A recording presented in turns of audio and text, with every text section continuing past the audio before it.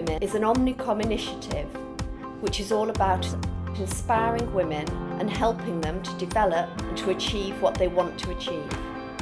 I mean, I guess the first thing I'd say is if you've ever had a moment of self-doubt or a string of moments of self-doubt, or you've ever thought that you're out of your depth or you're feeling that you just don't know kind of what you're doing, well, welcome to being a human being. And if you're feeling like, oh my God, I'm a total fraud, I have no idea, just remember that everyone else feels exactly the same. We live in a really confessional world now, and I do think you have to use good judgment around when you decide that it's okay to be very revealing and when you decide actually you'd prefer not to be. And unfortunately, I suppose you only really learn that through experience.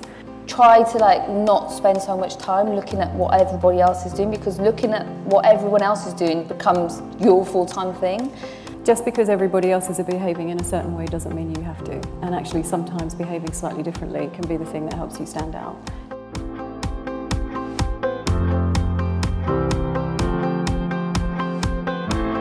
If you're young and you've already got that sort of constant ticker tape of negativity kind of going through your head all the time, it can be quite useful to identify whose voice it actually is. And also not being afraid to put your hand up and put yourself forward and say, actually, I can do this, I'm really good at this, which is something that classically as women we're quite bad at.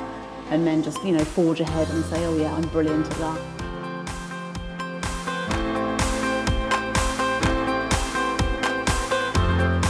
Come back to that authenticity. I know that seems to be a bit of a buzzword tonight, but it is true. And I think being authentic to yourself as a woman as well, and not feeling like you have to put a mask on and act like a man, like we were discussing before.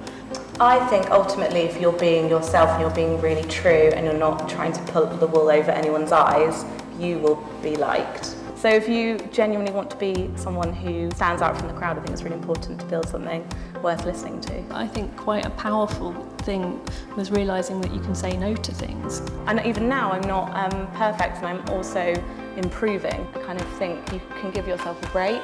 I sort of think it's fine to want to be liked. We just have to expand what it means to be liked. The idea shouldn't be that you have to be one way to be liked, I think. You don't have to be nice and quiet and kind. The best thing in life is to get comfortable being slightly uncomfortable, and then these things really don't matter quite so much, and the sooner you can kind of get into that zone, the better.